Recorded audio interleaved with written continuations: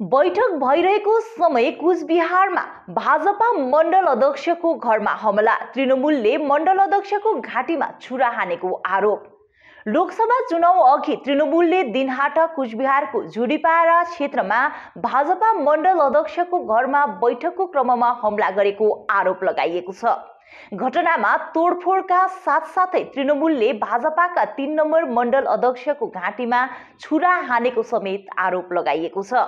घटनामा दुवै पक्षका लगभग 3 जना गम्भीर घाइते भएका छन्। तीनैजनाको दिनहाटा डिभिजनल अस्पतालमा उपचार भइरहेको छ। शनिबार दिउँसो भाजपा मण्डल अध्यक्ष ईश्वर देवनाथको घरमा भाजपाको खुल्ला बैठक भइरहेको समय तृणमूल गिरोहले आक्रमण गरेको आरोप छ। भाजपा कार्यकर्तामाथि छुरा प्रहार गरिएको अनि घटनास्थलमा कर्मचारीहरूलाई कुटपिटसँगै कुर्सीहरू तोडफोड गरेको पनि बताइएको छ।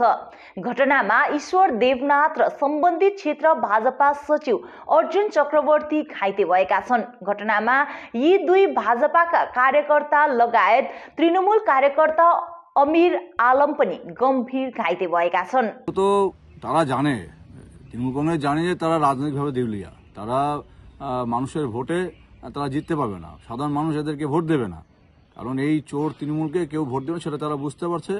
আর সেই কারণে উন্নয়ন মন্ত্রী পাগল হয়ে গিয়েছে। এইসব পাগলামি করে লাভ নেই।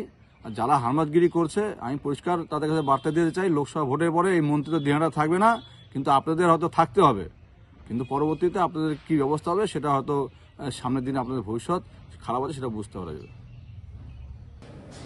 আমরা জানি না 15 নম্বর ওয়ার্ডের দিক দিয়ে আমরা আসছিলাম, আমরা কয়েকজন ভাই মিলে আসছিলাম বাইকে করে। কিছু লোক বিজেপির লোক রাস্তার মধ্যে দাঁড়িয়েছিল। ওই দিক দিয়ে আসার সময় ওরাও জানে আমরা তৃণমূল কংগ্রেস করি, সেই হিসেবে আমাদেরকে ইট এবং পাথর দিয়ে ছোড়া শুরু করলো। করে আমাদের বাইক তৎক্ষণাৎ ওখানে আমরা দাঁড়া করালাম। যাই হোক, তখন আরও কিছু লোক এসে আমাদের উপরে চড়া হয়, আমাদেরকে মারধর করে আমরা হসপিটালে চলে এসেছি।